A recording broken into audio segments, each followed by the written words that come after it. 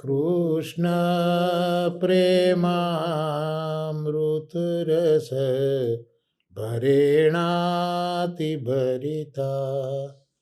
विहारान् कुर्वाणा व्रजपति विहारादिषु सदा प्रिया गोपी भर्तु स्फुरतु सततं वल्लभ इति प्रथावत्यस्माकं हृदि सुभगमूर्ति सकरुणा श्रीमद्वृन्दावनेन्दु प्रगटित रसिकानन्द सन्दोहरूप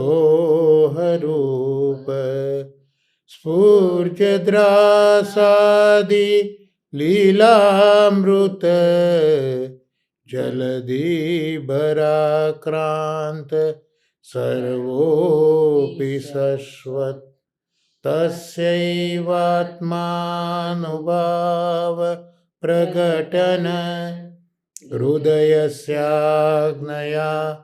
प्रादुरासीत् भूमौ यः सन्मनुष्या कृतिरतिकरुण स्तं प्रपद्ये हुताशं प्राकृतधर्मानाश्रय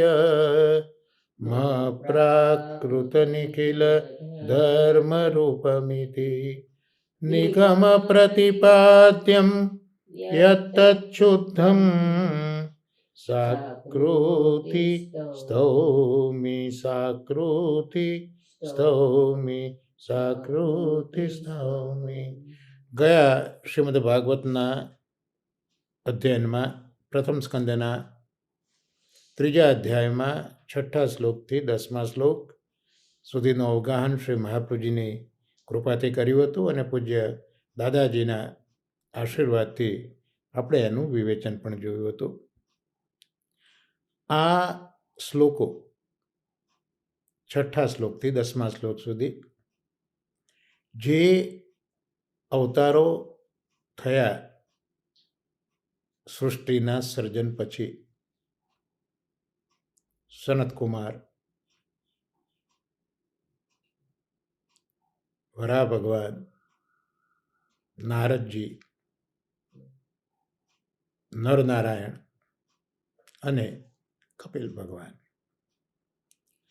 તો એ જે અવતારો છે ત્યાં પૂજ્યપાદ આચાર્યોએ જે કંઈ સમજાયું છે તેનું વિવરણ આપણે પૂજ્ય દાદાજીના આશીર્વાદથી પણ જોયું.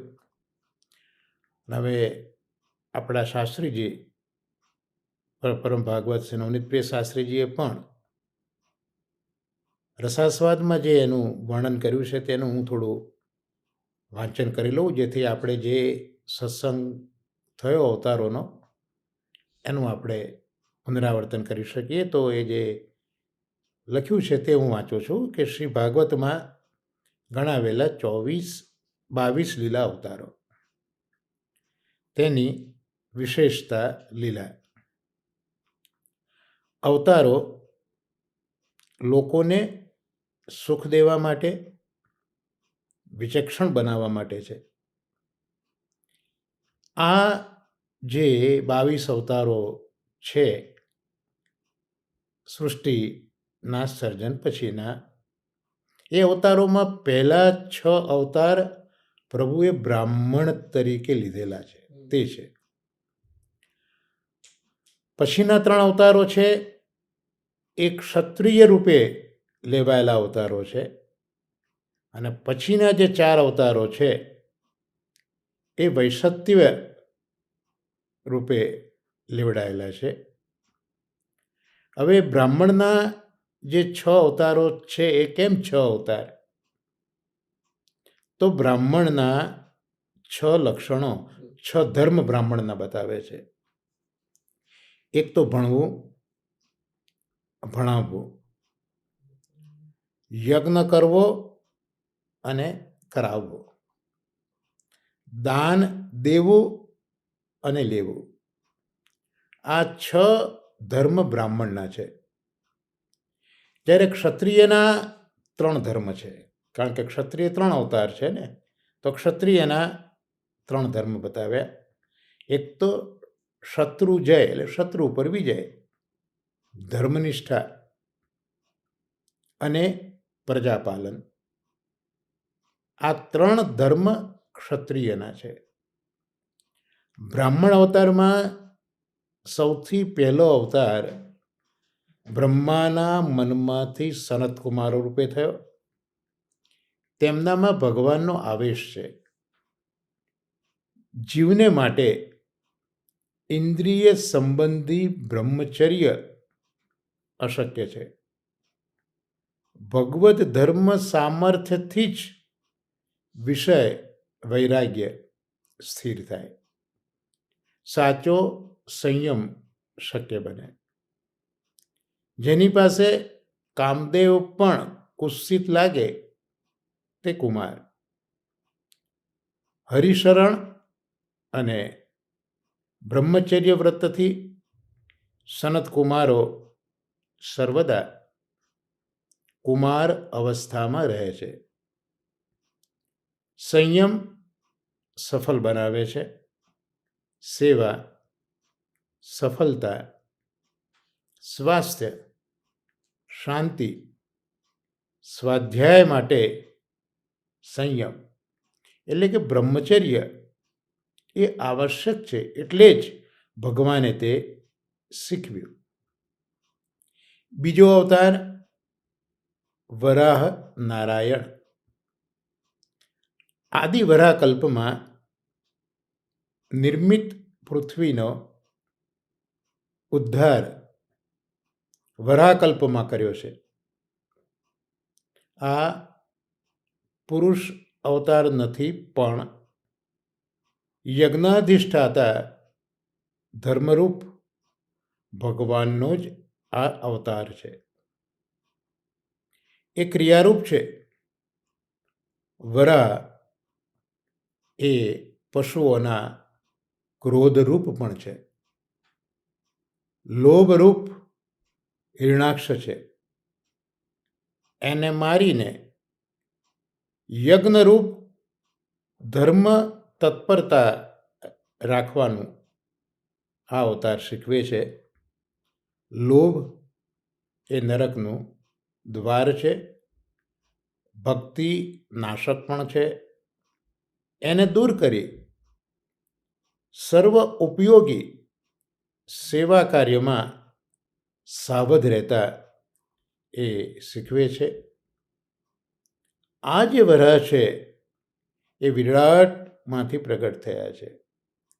ત્રીજા સ્કંદમાં પણ વરાહ અવતારની કથા આવશે, પણ એ વરાહ બ્રહ્માની નાસિકામાંથી પ્રગટ થયા છે. યજ્ઞ એ તો ક્ષત્રિયોમાં પ્રતિષ્ઠિત છે જ, એટલે બ્રાહ્મણ પછી થયા એથી એને બીજા ગણ્યા. એટલે આ બીજો અવતાર વરાહ નારાયણનો. ત્યાર પછી ત્રીજો અવતાર દેવર્ષિ નારદજી છે. તે આવેશ છે. કર્મના બંધન ન રહે એ રીતે નિષ્કામ કર્મ કરવા માટે એમણે વૈષ્ણવ તંત્ર પંચરાત્ર કહ્યું. સઘળા કર્મ બંધન કરે, તેના ફળ ભોગવવા પડે, પણ ભગવાનના સંબંધવાળા કર્મ એટલે કે સેવા કૃતાર્થ કરે. તો આ સેવા, સ્મરણ અને સ્વાધ્યાય શીખવે છે. સેવાની સમજ ભગવાન જ આપી શકે. ચોથો અવતાર, એમાં ભગવાન નર અને નારાયણ સ્વરૂપે પ્રગટ થયા. નારાયણ અવતાર છે અને નર આવેશ છે. જેમ નારદજી પણ આવેશ છે, એમ અહીંયા નર પણ આવેશ છે. તેઓ તપ કરે છે. સામાન્ય રીતે તપથી ક્રોધ આવે છે, જ્યારે ક્રોધ વગરનું તપ એ ભગવાન નારાયણ કરે છે. કલ્યાણ માટે કાયાને કસવી એનું નામ તપ. પણ પ્રતિકૂળતામાં ઉગ્ર કે વ્યગ્ર ન થવું, શાંત અને મક્કમ રહેવું, તેમ આ અવતાર શીખવે છે. બ્રહ્મચર્ય, યજ્ઞ, પ્રભુ સેવા અને ઉપશમ એટલે કે શાંતિ, એ ચારેય આશ્રમના ધર્મો આ 4 અવતારમાં ક્રમશઃ ગણાવી દીધા. કુમાર અવતારમાં બ્રહ્મચર્ય, વરા ભગવાનમાં યજ્ઞ, નારદ સ્વરૂપે પ્રભુ સેવા અને નરનારાયણ સ્વરૂપે શાંતિ. તો આ 4 આશ્રમો, બ્રહ્મચર્ય આશ્રમ, ગૃહસ્થાશ્રમ, વાનપ્રસ્થાશ્રમ અને સંન્યસ્તાશ્રમ, આ ક્રમશઃ ધર્મ પણ બતાવી દીધા. હવે ભક્તિ અને વૈરાગ્ય રૂપ પરમહંસ ધર્મ એ હવે 2 સ્વરૂપે બતાવશે. એટલે અત્યાર સુધી જે આ અવતાર જોયા, તો હવેના જે અવતાર છે એમાં ભક્તિ અને વૈરાગ્ય રૂપે પરમહંસ પ્રગટ થયા તે હવે બતાવશે. તો 5મો અવતાર કપિલ દેવજીનો છે, ભક્તિનું સમર્થન કરતા. તો સાંખ્ય જ્ઞાન એ પુરાણનો પ્રચાર એ વખતે હતો નહીં જ્યારે કપિલજી પ્રગટ થયા ત્યારે, અને યોગ છે એ મિશ્ર થઈ ગયો હતો. એટલે એના અંગભૂત ત્યાગનો એ વખતે અભાવ હતો. એટલે એ સાંખ્ય જ્ઞાન આસુરી ઋષિને કપિલ દેવજીએ આપ્યું. સ્ત્રી શૂદ્રને પણ આ જ્ઞાન હોવાથી એના પ્રવર્તક આસુરી છે. માતાને પણ જ્ઞાન દઈ એમનો ઉદ્ધાર કર્યો.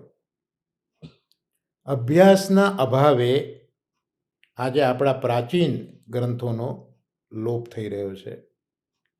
તેની સુરક્ષા કરવાનું આ અવતાર શીખવે છે. સામાન્ય લોકોમાં પણ સાચા પ્રચારથી જ સંસ્કાર અને સંસ્કૃતિની રક્ષા થાય છે.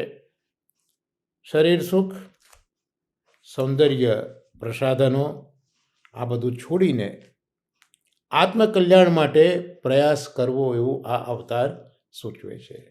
તો ગયા સત્સંગમાં આપણે કુમાર અવતારથી લઈને કપિલ અવતાર સુધીના અવતારો જોયા હતા. પૂજ્ય દાદાજીના આશીર્વાદથી એનું વાંચન કર્યું હતું તત્વસુધામાં. આજે એ જ અવતારોને પુનઃસ્મરીને આપણે રસાસ્વાદના શાસ્ત્રીજી જે સમજાયું તે જોયું. હવે આપણા ક્રમ પ્રમાણે આજે આપણે આગળ વધીશું. 11મા શ્લોકથી આપ સાથે વાંચી શકો. ષષ્ઠે અત્રેરપત્યત્વં વૃતઃ પ્રાપ્તો નસૂયયા આન્વીક્ષિકીમલર્કાય પ્રહલાદાદિભ્ય ઊચિવાન. અન્વય જોઈએ તો ષષ્ઠે એટલે 6ઠ્ઠા અવતારમાં અનસૂયાજીથી વૃતઃ પ્રાર્થના કરાયેલા પ્રભુ અત્રિ ઋષિના અપત્યત્વમ પુત્રત્વ દત્તાત્રેય રૂપે પ્રાપ્ત થયા અને અલર્કાય અલર્કને તથા પ્રહલાદ આદિમાં યદુ હૈહય વગેરેને આન્વીક્ષિકામ આત્મવિદ્યાને ઉચિવાન, કે અહીંયા આન્વિક શિકી મલરકાય એ આખા શબ્દની આ સંધ્યા એવી રીતે અહીંયા છૂટી પડી છે. આન્વિક શિકમ અલરકાય અને અત્રે રપત્યત્વમ ત્યાં આપણે સંધિ છૂટી પડી હતી અને ત્યાં અત્રે હે અને અપત્યત્વમ એ ત્યાં સંધિ છૂટી પડી હતી અને પ્રાપ્તો નસૂયયા ત્યાં સંધિ છૂટી પડી પ્રાપ્ત અને અનસૂયયા. તો આ આપણો અન્વય થયો. હવે એનો અનુવાદ જોઈ લઈએ. તો છઠ્ઠા અવતારમાં અનસૂયાજીએ વરદાન માગવાથી અત્રિ ઋષિના પુત્ર શ્રી દત્તાત્રેય રૂપે પ્રગટ્યા અને અલર્ક, પ્રહલાદ, યદુ વગેરેને આત્મજ્ઞાન કરાવનારી આન્વિક શિકી વિદ્યાનો ઉપદેશ કર્યો. તો દત્તાત્રેયના જે 25 ગુરુઓ, આમ તો સમાજમાં 24 ગુરુઓ જાણીતા છે, પણ મહાપ્રભુજીએ આ દેહને પણ ગુરુ બનાવીને 25 ગુરુનું વર્ણન સુબોધિનીજીમાં કર્યું છે અને એ જ્ઞાન યદુને, ઠાકોરજીના પિતાને આપેલું છે દત્તાત્રેયજીએ. હવે તત્વસુધામાં દાદાજી લખે છે કે દત્તાત્રેય એટલે કર્મણ્યતા, દત્તાત્રેય એટલે સાધુતા, દત્તાત્રેય એટલે યોગ રતિ. હવે અહીંયા શબ્દ વાપર્યો અપત્યત્વમ એટલે પુત્રત્વ. તો પિતા, માતા અને પૃથ્વીની અપગતિ ટળે અને ઉર્ધ્વગતિ જેનાથી મળે તે અપત્ય કહેવાય. અને અહીંયા અત્રિ એટલે જેનામાં 3 ગુણ નથી, એટલે ત્રિગુણાતીત પુરુષ. અહીંયા આ શબ્દોને તત્વસુધામાં સમજાયા. અને અનસૂયા, આમ તો ઈર્ષા ન હોવી ચોખ્ખી વસ્તુ છે, પણ અનસૂયા એટલે નિર્મળ પ્રીતિ.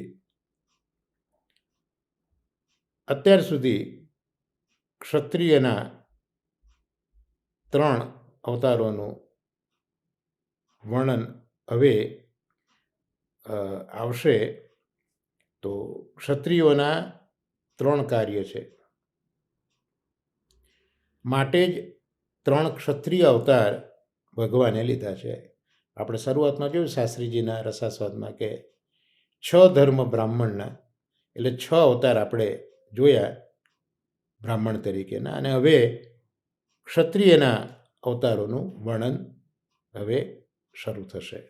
તો 12મા શ્લોકથી ક્ષત્રિય અવતાર શરૂ થશે. તો જોઈએ આપણે શ્લોક શું છે.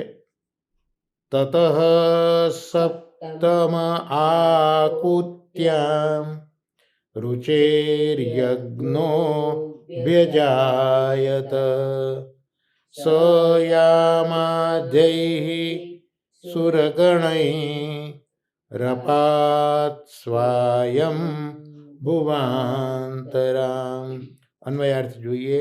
તતઃ ત્યાર પછી, સપ્તમે 7મા અવતારમાં, રુચેહે રુચિ ઋષિના, આકુત્યામ આકુતિ પત્નીમાં, યજ્ઞ યજ્ઞ અવતારે, અભ્યજાયત પ્રગટ થયા, સહ તે યજ્ઞ ભગવાને, યામાધ્યૈઃ યામ વગેરે, સુરગણૈઃ દેવગણો સાથે, સ્વાયંભુવાંતરમ સ્વયંભૂ મન્વંતરનું, અપાત એટલે રક્ષણ કર્યું.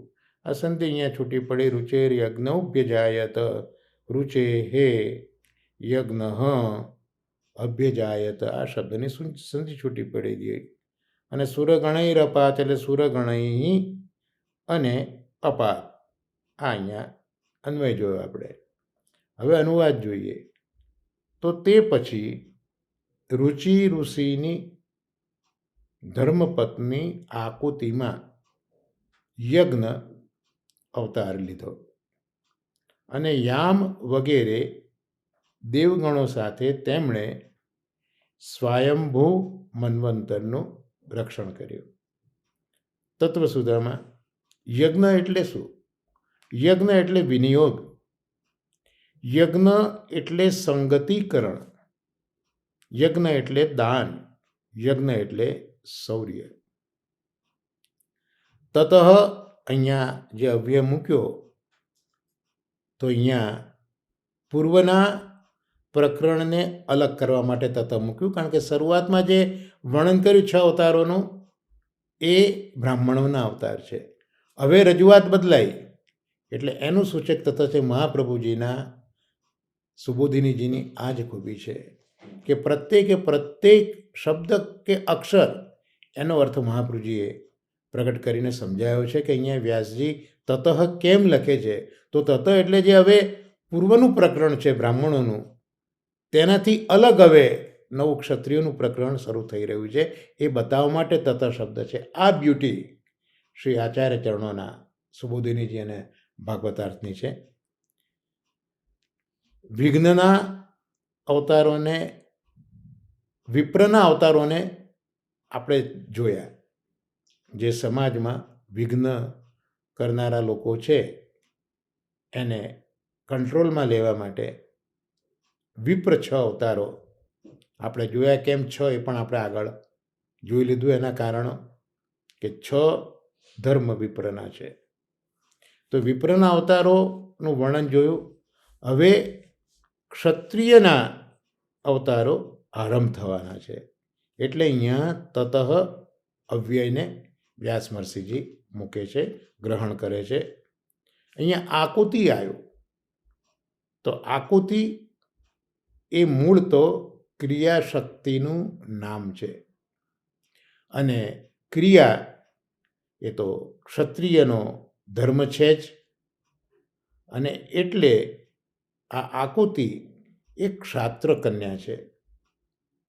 રુચિ એ ઋષિ છે, અને ઋષિ છે એટલે સાત્વિક રુચિ હોય તો જ સાત્વિક ક્રિયા થાય. એટલે આકુતિ ક્રિયાશક્તિ છે, અને રુચિ ઋષિ છે, સાત્વિક છે, અને તો જ સાત્વિક ક્રિયા સંભવે. માત્ર ક્રિયા નહીં, પણ એ ક્રિયા સાત્વિક બને. એટલે આકુતિ અને રુચિયાનો આ બે જે નામ છે એનો પણ સુંદર ભાવાર્થ અહીંયા દાદાજીએ સમજાયો. કારણ કે ક્રિયા તો કરવાની છે, પણ એ ક્રિયા સાત્વિક હોવી જોઈએ. અને એ ક્રિયા વિના અર્થ એટલે કે ધન એ મળતું નથી. અને અર્થ ન મળે તો વિનિયોગ સી રીતે થાય? કારણ કે યજ્ઞની વ્યાખ્યામાં આપણે પહેલાં જ જોયું કે એક અર્થનો વિનિયોગ. તો વિનિયોગ શેનો? અર્થનો વિનિયોગ. એ અર્થ આ ક્રિયાથી થઈ, પણ એ ક્રિયા પાછી સાત્વિકી, એટલે ત્યાં રુચિ ઋષિનો ઉલ્લેખ કર્યો. તો આ જે ધન મળ્યું ક્રિયાથી, સાત્વિક ક્રિયાથી, એનો વિનિયોગ થાય. અને એ વિનિયોગ કઈ રીતે થાય? સંગતિકરણ કે દાન સી રીતે થાય? તો આ રીતે અર્થ મળ્યો તો એની સંગતિ થાય, અને તો એનું દાન પણ થાય. અને જે અવતાર છે ક્ષત્રિયનો એટલા માટે કે ક્ષત્રિયને શત્રુ ઉપર જય, જેના 3 ધર્મ જો એમાં શત્રુ જય એ એક આ ક્ષત્રિયનો ધર્મ છે. એટલે આ સુયજ્ઞ અવતારને અહીંયા આવી રીતે બતાવ્યા શત્રુજય માટે. હવે 13મો શ્લોક આપણે જોઈએ. અષ્ટમે મેરુદેવ્યામ તુ નાભેર્જાત ઉરુક્રમઃ દર્શયન વર્ત્મ ધીરાણામ સર્વાશ્રમા નમસ્કૃતમ. નમસ્કાર કર્યા 8મા અવતારને. અષ્ટમે તું એટલે તો 8મા અવતારમાં તો ધીરાણામ ધીર પુરુષોના, સર્વાશ્રમ નમસ્કૃતમ સર્વ આશ્રમોથી વંદન કરવા યોગ્ય, નમન કરવા યોગ્ય, વંદનીય, વર્તમ એટલે માર્ગ, દર્શયન દર્શાવનારા, નાભેર જાત નાભેહે નાભી રાજાના મેરુદેવ્યામ પત્ની મેરુદેવીમાં ઉરુક્રમ પરાક્રમી ઋષભદેવ જાત પ્રગટ થયા. અહીંયા જે ઉરુક્રમ વિશેષણ છે એ ઋષભદેવજી માટે વાપર્યું છે. ઉરુક્રમ એટલે જેના પરાક્રમો ખૂબ છે, જે ખૂબ પરાક્રમી છે, અને ઉરુક્રમ કહેવાય. એટલે આપણે શ્રીમદ ભાગવતમાં જોઈશું આગળ કે ઋષભદેવને શા માટે પરાક્રમી કયા છે. એમણે જે કર્તવ્યો, એમણે જે ધર્મો બચાવ્યા છે, પરમહંસ ધર્મો, એ આપણે આગળ જોઈશું. ને એવી રીતે વામન ભગવાનને પણ ઉરુક્રમ કયા છે કે એમણે જે પરાક્રમ છે વામન ભગવાનનું, ત્યાં પણ ઉરુક્રમ કયા છે. અહીંયા ઋષભદેવને પણ ઉરુક્રમ કયા, પરાક્રમી ઋષભદેવ જાત પ્રગટ થયા. અનુવાદ જોઈએ. 8મા અવતારમાં નાભી રાજાના પત્ની મેરુદેવીમાં સર્વ આશ્રમોથી વંદનીય એવા ધીર પુરુષોના પરિવ્રાજક માર્ગને દર્શાવનારા શ્રી ઋષભદેવ પ્રગટ થયા. એનો અનુવાદ હવે તત્વસુધામાં જોઈએ. જે પરાક્રમી ઋષભદેવજી છે, તો ઋષભ એટલે આમ તો શ્રેષ્ઠ, મહાન, પણ અહીંયા ઋષભ એટલે ત્યાગ પણ છે. ઋષભમાં ધૈર્ય પણ છે, અને ગુણોથી તો તે મહાન છે જ, માટે એ શ્રેષ્ઠ છે અથવા તો ઋષભ છે. કારણ કે ઋષભજીનો જે જન્મ છે અને એમના જન્મ સમયના જે લક્ષણો હતા તે જોઈને જ એમના પિતા જે નાભી છે એમણે નામ ઋષભ રાખ્યું છે. આપણે કથામાં આગળ જોઈશું. તો વય અને વપુથી જે માન છે તે જ જ્યેષ્ઠ કહેવાય, અને માટે એ વૃષભ. ઇન્દ્રિય જય અને ધર્મનિષ્ઠા માટે આ ઋષભ અવતાર થયો છે. પરમહંસ ધર્મ એમને પ્રગટ કર્યો છે, નિવૃત્તિ ધર્મ પ્રગટ કર્યો છે. અને તું અવ્યય ઋષભદેવની લૌકિક ઉત્પત્તિનો નિશ્ચય છે. ઋષભદેવનું જે પ્રાગટ્ય છે લૌકિક રીતે નથી, માટે અહીંયા તું અવ્યય એમ કહ્યું. એટલે મેં શરૂઆતમાં જ કહ્યું કે મહાપ્રભુએ પ્રત્યેક અક્ષરનો પણ યથાર્થ અર્થ જે વિષ્ણુ અને વ્યાસને પ્રિય છે તે રીતે કર્યો છે. તો ઋષભદેવની લૌકિક ઉત્પત્તિનો નિષેધ છે, અલૌકિક રીતે ઉત્પત્તિ છે એમની, અને અલૌકિક આવું પ્રાદુર્ભાવ છે. એના નિર્દેશ માટે અહીંયા આચાર્યચરણો સમજાવે છે કે તું અવ્યય એ આ શ્લોકમાં વ્યાસ મહર્ષિજી મૂકી રહ્યા છે. માતૃધર્મ પુત્રીમાં હોય અને પિતૃધર્મ પુત્રમાં જોઈએ, આ સામાન્ય નિયમ છે. એટલે અહીંયા પિતૃધર્મ છે, માતૃધર્મનો નિષેધ છે, એ બતાવવા માટે પણ અહીંયા તું અવ્યય છે મહાપ્રભુજી અહીંયા સમજાવે છે. તો આ એક જ તું અક્ષર, એના બે ભાવ અહીંયા શ્રી આચાર્યચરણોએ પ્રગટ કર્યા છે. હવે આગલો શ્લોક જોઈએ, 14મો શ્લોક. ઋષિભીર્યાચિતો ભેજે નવમં પાર્થિવમ વપુ દુગ્ધે મામૌષધિર્વિપ્રાસ તેનાયમ સૌષત્તમઃ. સંધિ જોઈ લઈએ. ઋષિભીર્યાચિતો, ઋષિભિઃ યાચિત વિપ્રાસ્તેનાયમ, વિપ્રઃ ત્યાં આવશે, વિપ્રાહ આવશે, તેનાયમ તેન સહ અયમ. તો આ અને દુગ્ધે માં ઔષધિ, અદુગ્ધ જે દોહન કર્યું તે, અને ઔષધિઓને અદુગ્ધમ ઔષધિ. હા, આપણે સંધિ જોઈએ. હવે એનો અનુવાદ જોઈએ. 9મા અવતારમાં પૃથ્વીરાજા થયા. ઋષિઓની પ્રાર્થનાથી પાર્થિવ વિગ્રહ ધારણ કરીને આ પૃથ્વીનું અને તેમાં રહેલી ઔષધિઓનું દોહન કર્યું, જેથી હે વિપ્રો આ અવતાર પ્રશંસનીય કહેવાયો. એટલે અહીંયા સૂતજી એ સૌનકાદી ઋષિઓને પણ કેટલીક વખત સંબોધીને કહી રહ્યા છે કે આ અવતાર છે એને ઉષત્તમ એટલે અતિશય પ્રશંસનીય ગણ્યો. એટલે એવું તો શું કાર્ય કર્યું? તો અહીંયા બતાવ્યું કે પૃથ્વીનું અને તેમાં રહેલી ઔષધિઓનું દોહન કર્યું. તત્વસુધામાં દાદાજી સમજાવે છે કે પૃથુ એટલે તો પૃથુ એટલે જ ચાતુર્ય, પૃથુ એટલે ઐશ્વર્ય, અને પૃથુ એટલે ઉદાર દિલ. આગળ પણ આપણે જોયું ક્ષત્રિયોના 3 ધર્મ 3 કર્મ, એક તો શત્રુઓનો વિજય, બીજો યજ્ઞ અને ત્રીજું પ્રજાપાલન.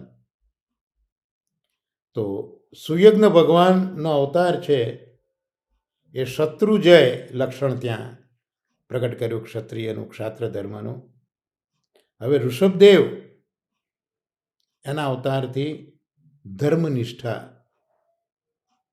એ ધર્મનું દર્શન આપણને જોવા મળ્યું. અને અહીંયા પૃથુ રાજા તો પ્રજાપાલન એ પણ ક્ષાત્ર ધર્મ છે. તો આ પૃથુના અવતારથી પ્રજાપાલન, તો ક્ષત્રિયના 3 ધર્મોમાં 3 ક્રમશઃ અવતાર આપણે અહીંયા જોયા. પણ દાદાજી અહીંયા ખૂબ સુંદર સમજાવે છે કે આ 3 અવતારોનો જે ક્રમ છે એ ક્રમમાં ઉલ્લંઘન છે. કારણ કે પૃથુ પછી ઋષભદેવ આવે. આમ જોવા જઈએ તો પૃથુ પછી ઋષભદેવ આવે, પણ ક્ષત્રિયોના 3 ધર્મનો ક્રમ અહીંયા લક્ષમાં રાખ્યો છે. એટલે ક્ષત્રિયોના 3 ધર્મની અંદર જે આ ધર્મનિષ્ઠા છે એ પ્રજાપાલન કરતાં પણ કંઈક વિશેષ છે. એટલે અહીંયા આ ક્ષત્રિયોના 3 ધર્મમાં જે ધર્મની અગત્યતા છે તે જોતા ઋષભદેવને પૃથુની પહેલાં ગણાવ્યા છે, એવું દાદાજી સમજાવે છે. પૃથ્વીમાં ધર્મનો જેના હાથે વિસ્તાર થયો છે એ બતાવવા માટે અહીંયા પૃથુ બતાવ્યું. પૃથા મૂળ તો પૃથ્વી સંબંધી છે. અર્જુનના માતા પણ પૃથા, કુંતીને પણ પૃથા કહ્યું છે. એટલે પૃથ્વી સંબંધી આ સંજ્ઞા બતાવવા માટે અહીંયા પૃથુ નામ બતાવ્યું. પાર્થિવમ એટલે પૃથુ રાજાનું શરીર. અહીંયા અદુગ્ધ ક્રિયાપદના બદલે દુગ્ધ પ્રયોગ કર્યો છે. આ સંધિ આપણે છૂટી પાડી એ વખતે થોડોક વિચાર આવ્યો હતો કે દુગ્ધેમાં ઔષધિ, ત્યાં અદુગ્ધ અર્થ તો અદુગ્ધ કર્યો છે. તો અદુગ્ધ ક્રિયાપદના બદલે દુગ્ધ પ્રયોગ કર્યો છે. તે આર્ષ પ્રયોગ છે.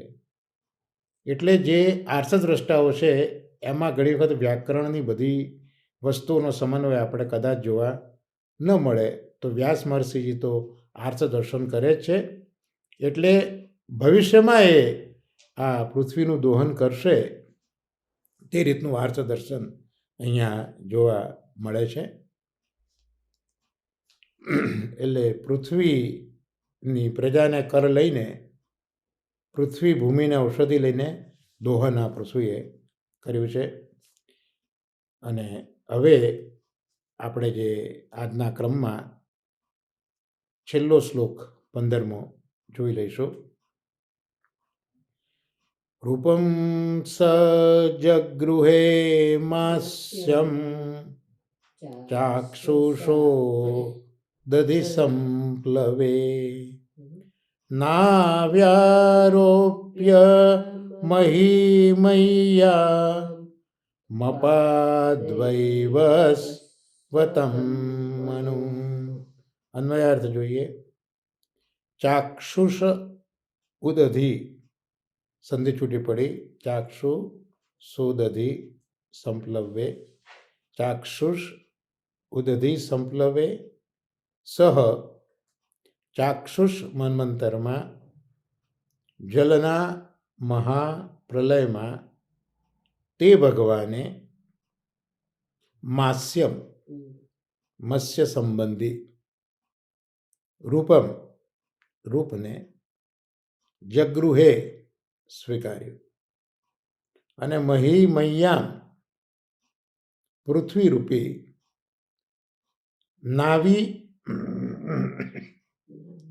એટલે નૌકા, નાવ ઉપરથી નાવી સપ્તમી, નાવી નૌકામાં વૈવસ્વતમ વૈવસ્વત મનુ રાજાને આરોપ્ય એટલે સ્થાપીને, અપાત એટલે રક્ષણ કર્યું. એનો અનુવાદ જોઈએ. ચાક્ષુષ મન્વંતરના અંતે જલ મહાપ્રલય થતા એમણે મત્સ્યાવતાર ધર્યો અને વૈવસ્વત મનુને પૃથ્વીરૂપ બનેલ નાવમાં બેસાડીને રક્ષણ કર્યું. ખૂબ સુંદર તત્વસુધા અહીંયા દાદાજીએ લખી છે કે મત્સ્ય અવતાર શું સૂચવે છે? તો મત્સ્યાવતાર અનન્યતાને સૂચવે છે. મત્સ્યાવતાર અનાસક્તિને સૂચવે છે. અત્યાર સુધી ક્ષત્રિયના અવતારો એટલે 6 ધર્મ પ્રમાણે બ્રાહ્મણના 6 અવતાર જોયા, ક્ષત્રિયના 3 ધર્મના 3 અવતાર જોયા, અને હવે પછી જે વૈશ્ય છે ને એના અવતારો કહેવામાં હવે પછી આવશે. એટલે ક્ષાત્ર ધર્મના 3 અવતાર થયા. તો મત્સ્યાવતારમાં જલ વિના મત્સ્ય જીવતું નથી, આ એક વસ્તુ. બીજું, મત્સ્યમાં ખૂબી શું છે? તો ખારા જળનું મત્સ્ય હોય એ મીઠા જલાશયમાં પણ ન જીવી શકે. જલ તો છે પણ એમાંય પાછો ખારું જળ અને મીઠું જળ. આ જે છે ને એ એની માત્ર અનન્યતાની પણ વિશિષ્ટ અનન્યતા છે કે જલ તો જોઈએ પણ ખારામાં હોય તો ખારું અને મીઠા જળનું માછલડું હોય તો મીઠું જળ જોઈએ. તો આ વિશિષ્ટ અનન્યતા છે. બીજું, એ જલની ઉપર રહે છે, જલની અંદર રહેતું નથી. આમ એની અનાસક્તિ બતાવી છે કે ભલે અંદર છે પણ ઉપર છે. એટલે ભક્તમાં પણ 2 ગુણ જોઈએ, એક અનન્યતા જોઈએ અને બીજી અનાસક્તિ જોઈએ. જલ વિના જે જીવે એ તો બધા દાદુરડા હોય, દેડકા હોય, જલ વગર જીવે. એટલે જેને હરિપદ કમલનો ભક્તિરસ ચાખ્યો છે એવા ભક્તો તો હરિપદ કમલ ભક્તિરસ સિવાય જીવી શકતા નથી હોતા. અને ભક્ત જ એને કહેવાય જે ભક્તિરસમાં નિમગ્ન હોય. પણ આ જ ભક્ત વિષય રસમાં આસક્ત થતો નથી હોતો. રૂપમ માસ્યમ વૈશ્યનું વચન હવે જે વૈશ્યના ધર્મો બતાવશે એમાં વૈશ્યનું વચન તારવાનું, એનું વચન એવું હોય કે તારી દે. અને એની આકૃતિ પ્રતારક. સાદાઈ અને સચ્ચાઈ આ 2 વૈશ્યના સદ્ગુણો છે. સાદાઈથી આપણને એવું લાગે કે આ સંપત્તિવાળો હશે ખરો. વૈશ્યની સાદાઈ જોઈને એવું લાગે કે આ સંપત્તિવાન હશે ખરો. એટલે સંપત્તિવાળો હોય એવું આપણને ન પણ લાગે,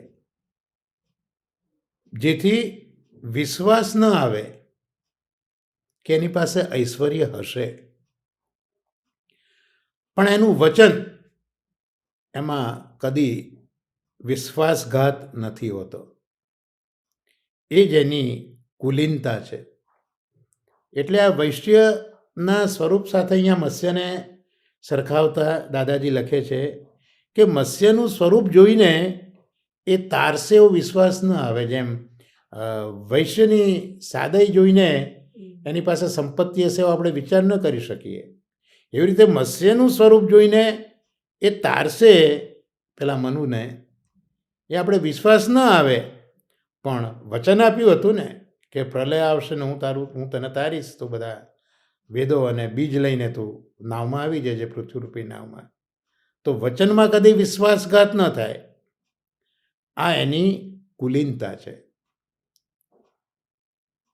મત્સ્યનું સ્વરૂપ જોઈ એ તારસે એવો વિશ્વાસ ન આવે, પણ વચન પ્રમાણે જ્યારે સત્યવ્રતની નૌકા ધારણ કરી અને તાર્યો ત્યારે આશ્ચર્ય થયું.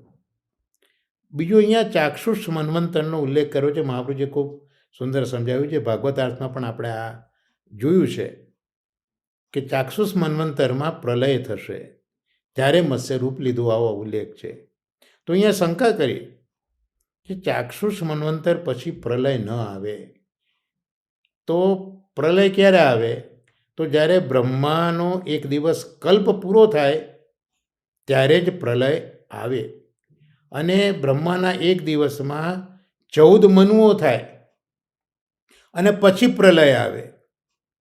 અહીંયા જે ચાક્ષુષ મનુ છે, ચાક્ષુષ મન્વંતર, એ તો છઠ્ઠા છે. એટલે અહીંયા કહેવાય માગે છે કે પ્રલય શક્ય નથી, કારણ કે ચક્ષુષ એ છઠ્ઠા છે અને 14 મન્વંતરોમાં 14 મનુ હજી બ્રહ્માના દિવસમાં થયા નથી. તો જ્યાં સુધી 14 મનુઓ 14 મન્વંતર ના થાય ત્યાં સુધી પ્રલય ન આવે. પણ અહીંયા છઠ્ઠામાં ચાક્ષુષ મન્વંતરમાં પ્રલય બતાવ્યો.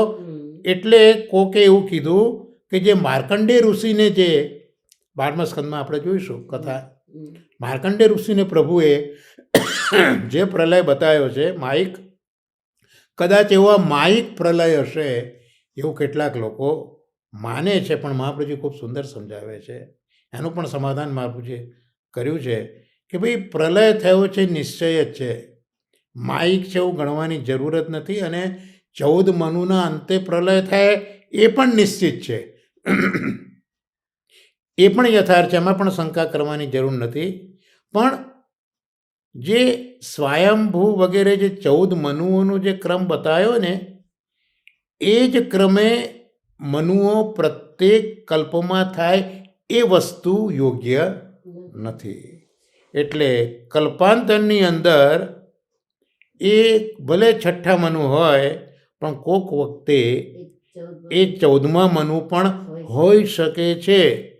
તો આ રીતે અહીંયા જે યુક્તિ સંગત બતાવ્યું છે. તો અહીંયા મહાપ્રભુજીની આ વિશેષ દ્રષ્ટિ છે કે ભાઈ આ માયિક નથી, પણ મન્વંતરના અંતે જ થયેલો પ્રલય છે. એટલે જ્યારે આ ચાક્ષુષ મનુ મુક્તિને યોગ્ય હશે ત્યારે એ 14મા મનુ તરીકે જન્મ્યા હશે અને ત્યારે પ્રલય થયો હશે અને મત્સ્ય પ્રભુ દ્વારા એમનો મોક્ષ થયો છે. આ મનુઓની પણ સંખ્યામાં ખૂબ સુંદર દાદાજીએ લખ્યું છે કે 14 સંખ્યા જે છે મનુઓની, એ પૈકીમાં 4 મનુ સાત્વિક હોય, 5 મનુ રાજસ હોય અને 5 મનુ તામસ હોય. ચાક્ષુષને છઠ્ઠા મન્વંતર તરીકે ગણતા પણ પ્રલય તો થઈ જ શકે. આ રીતે જે બતાવ્યું તે, કે જે પેલા તામસ મનુ હોય તો તામસ મનુની અંદર આ રીતે પ્રલય થયો હોય. તો આ રીતે આજે આપણો જે ભાગવતના શ્લોકોનો સત્સંગ છે એ અહીંયા 15મા શ્લોકે આપણે વિરામ આપીએ. 5 શ્લોક થઈ ગયા અને હવે આપણા પુરુષોત્તમ સહસ્ત્રની અંદર આપણે 81 નામ છેલ્લા શ્લોકના છેલ્લા સત્સંગમાં જોયા હતા. પ્રથમ સ્કંદના કુલ 81 નામો, પ્રથમ સ્કંદ 19 અધ્યાયો, એમાં કરેલી ભગવદ્ લીલાના વર્ણન 81 નામોની અંદર શ્રી મહાપ્રભુજીએ સંકલિત કર્યા હતા. હવે આજે દ્વિતીય સ્કંદ શરૂ થાય છે મહાપ્રભુજીની કૃપાથી. સાધન લીલા અથવા તો જ્ઞાન લીલા 10 અધ્યાયની આ કથા છે. ઠાકોરજીનો વામ ચરણકમલ છે. એ નામો પણ કેવી સંગતિમાં છે, તો આપણે પ્રથમ સ્કંદને જરા જોઈ લઈએ. પ્રથમ સ્કંદનો અંત પરીક્ષિતે પૂછ્યું છે સુખદેવજીને કે જે મરણ આસન્ન જીવો છે એને શું કરવું, કોનું ભજન કરવું, કોનું શ્રવણ કરવું, શું ભજન કરવું, શું શ્રવણ કરવું, આ બધું પ્રથમ સ્કંદના અંતે 19મા અધ્યાયમાં પૂછાયું છે. અને બીજા સ્કંદની શરૂઆતમાં જ આપણને શ્લોક મળે છે. સુખદેવજીનો પોતાનો અનુભવ જ્યાં ગવાયો છે. તસ્માદ ભારત સર્વાત્મા ભગવાન ઈશ્વર શ્રોતવ્ય કીર્તિતવ્યશ્ચ સ્મર્તવ્યશ્ચેચ્છતાભયમ. એટલા માટે તસ્માદ એથી જ હે ભારત, ભારત અહીંયા પરીક્ષિતને કહ્યું છે, હે ભારત, કોનું ભજન કરવું, કોનું સ્મરણ કરવું, કોનું શ્રવણ કરવું, તો ભગવાનનું. કયા ભગવાન? જે સર્વાત્મા છે, જે હરિ છે, જે ઈશ્વર છે, એવા ભગવાનને જ સાંભળવા, એમના જ ગુણાનુવાદ સાંભળવા, એમના જ ગુણાનુવાદનું કીર્તન કરવું અને એમના જ ગુણાનુવાદનું સ્મરણ કરવા. સુખદેવજીએ પોતાનો અભિગમ બતાવ્યો છે. અને તો કોને? ઈચ્છતા અભયમ. કારણ કે જે મરણાસન્ન છે એને અભય જોઈએ છે, મુક્તિ જોઈએ છે. અભય હોય તો જ મુક્તિ મળે. મુક્તિ એટલે જ અભય. તો એવા મરણાસન જે છે એને સર્વાત્મા ભગવાન જે હરિ પણ છે અને ઈશ્વર પણ છે. હરિ એટલે જેના બધા અપરાધ, દોષ, દુઃખ, આરતી એ બધું હરણ કરે છે. અને ઈશ્વર એટલે જેનામાં કર્તુમ અકર્તુમ અન્યથા કર્તુમ સર્વ સમર્થ છે. એવા આ ઈશ્વર. ઈશ્વરની વ્યાખ્યા જ આ. કર્તુમ અકર્તુમ અન્યથા કર્તુમ સર્વ સમર્થ ઈશ્વર. અને હરિ જે જીવોના બધા જ પાતક, દોષ, અપરાધ, દુઃખ, મુશ્કેલીઓ એનું હરણ કરે છે. તો આવા આ ભગવાન એ હરિ છે, ઈશ્વર છે, સર્વાત્મા છે. એમને જ સાંભળવા જોઈએ, એમના જ ગુણાનુવાદ ગાવા જોઈએ ને એમનું જ સ્મરણ કરવું જોઈએ. આ શ્લોકના અનુસંધાનમાં જો આચાર્ય ચરણોએ 82મું નામ પ્રગટ કર્યું, શ્રોતવ્ય સકલા ગમૈ. 25મો શ્લોક. પેલો 24.5 શ્લોક અટક્યા હતા ને, આ 25મા શ્લોકની અંદર શ્રોતવ્ય સકલા ગમૈ. તો 82મું નામ શ્રોતવ્ય સકલા ગમૈ. તો એનો અર્થ શ્રી રઘુનાથજી મહારાજે, પંચમલાલજીએ કર્યો. 2 અર્થ બતાવ્યા.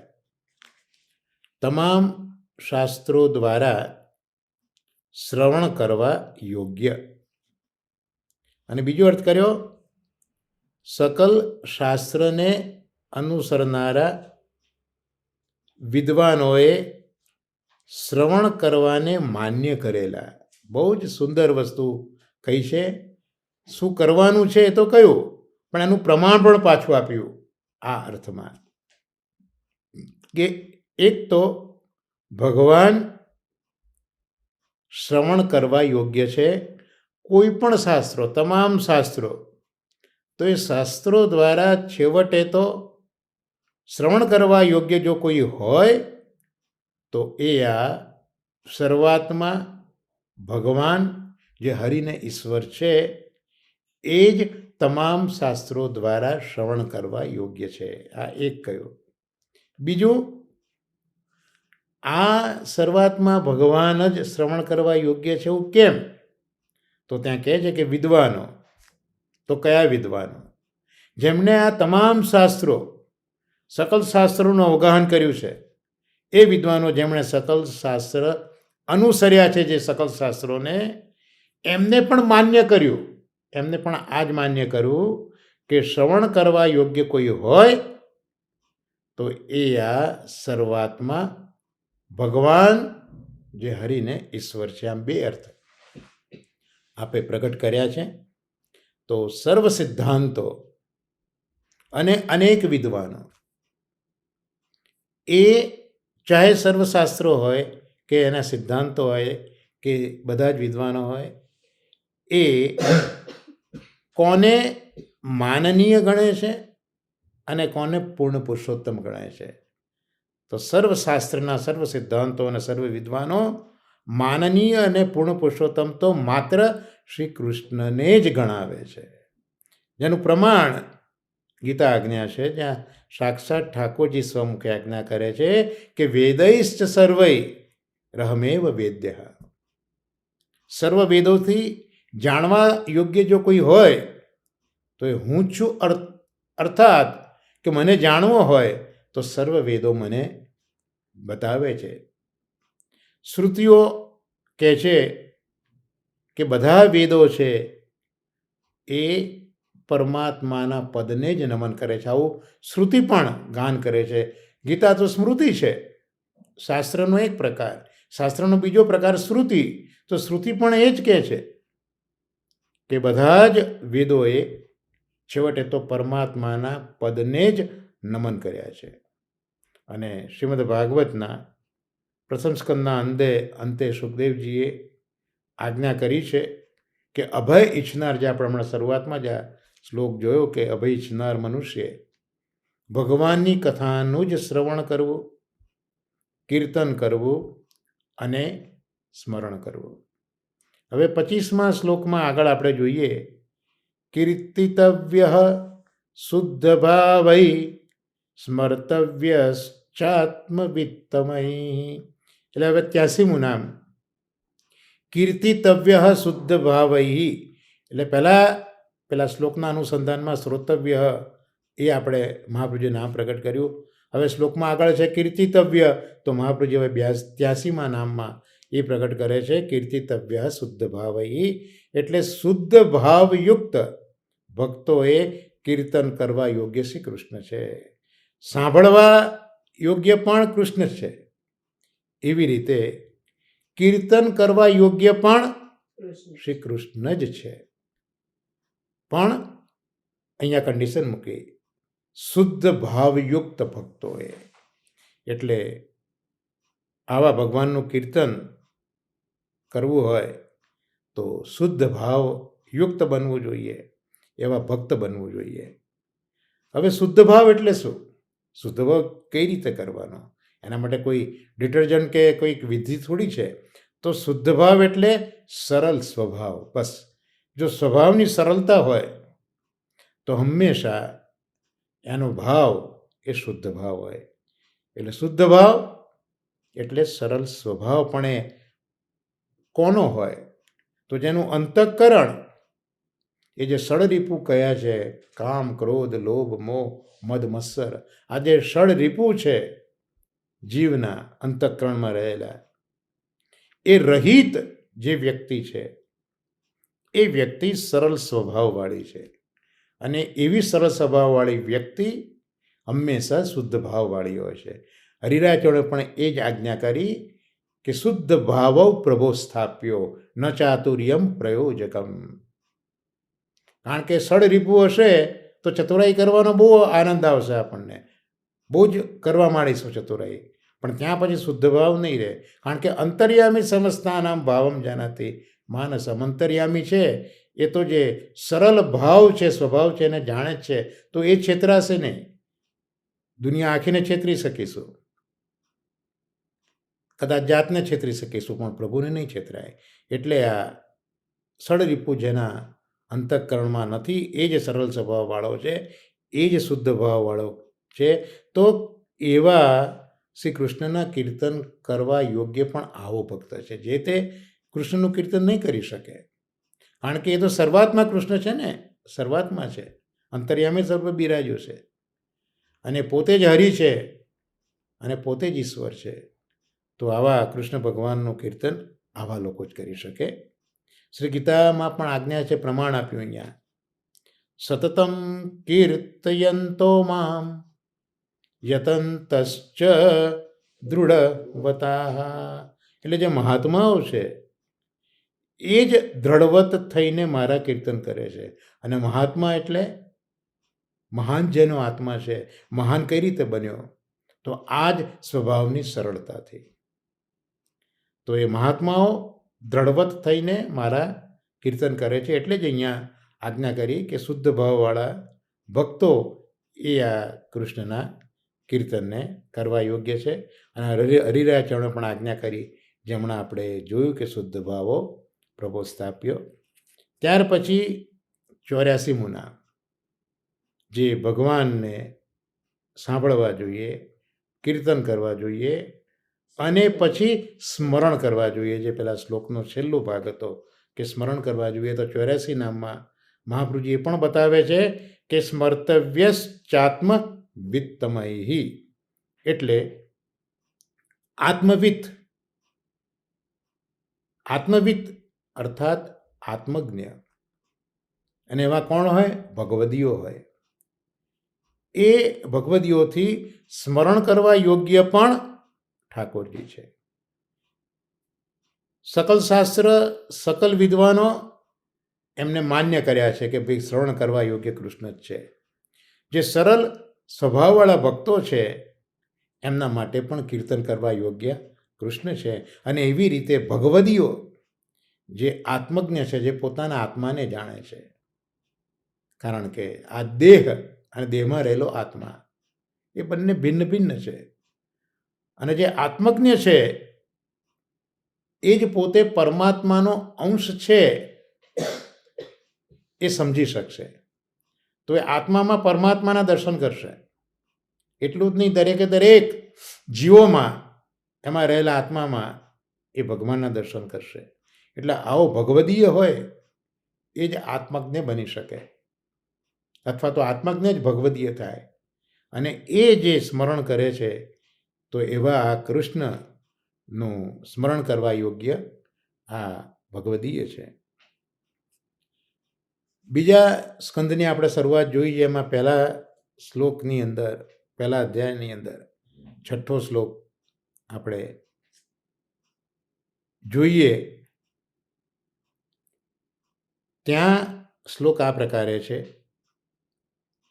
એતાવાન સાંખ્ય યોગાભ્યામ સ્વધર્મ પરિનિષ્ઠયા જન્મલાભ પરઃ પુંસામંતે નારાયણ સ્મૃતિ. વ્યક્તિને જન્મ તો મળ્યો, પણ જન્મ લાભ કયો?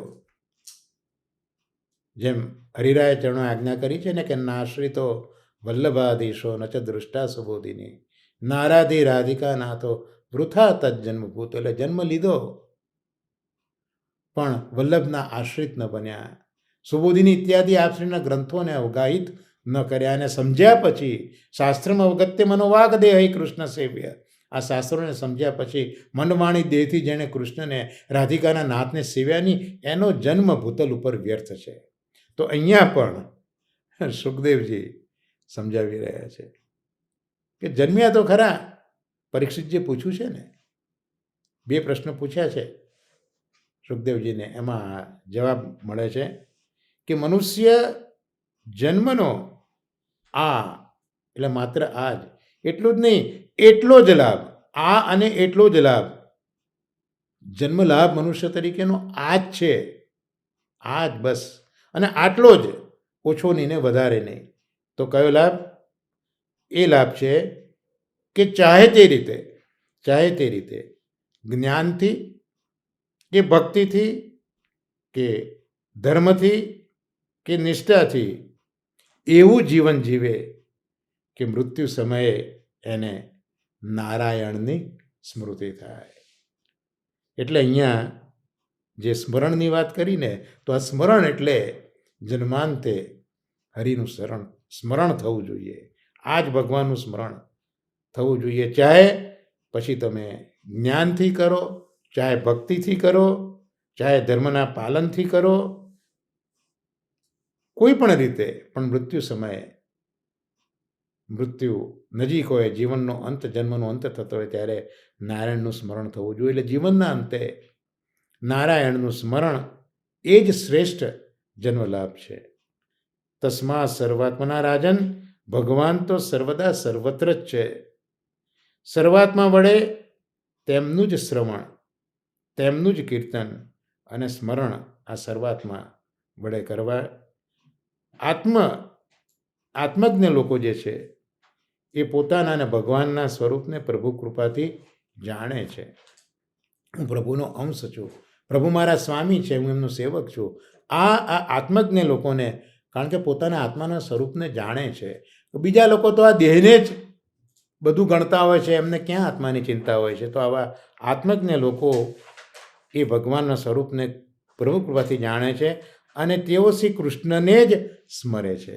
એમના જન્મનો લાભ જ આ છે. તો આ સાથે આજે આપણે આપણા ગુરુવારના સત્સંગને શ્રી સુખદેવજીના ચરણકમલમાં નિવેદિત કરી આશ્રયના પદ સાથે આ સત્સંગને આપણે વિરામ આપીશું. સાથે બોલીએ, દ્રઢઈન ચરણન કેરો ભરોસો, દ્રઢઈન ચરણન કેરો, શ્રી વલ્લભ નખ ચંદ્ર છટા બિન, સબ જુગ માજ અંધેરો ભરોસો, દ્રઢઈન ચરણન કેરો, साधन और नहीं आकल में, जासुं होत निवेरो, सुर कहा कहे दुविधा धरो, बिना मोल को चेरो भरोसो, दृढ़ चरणन केरो.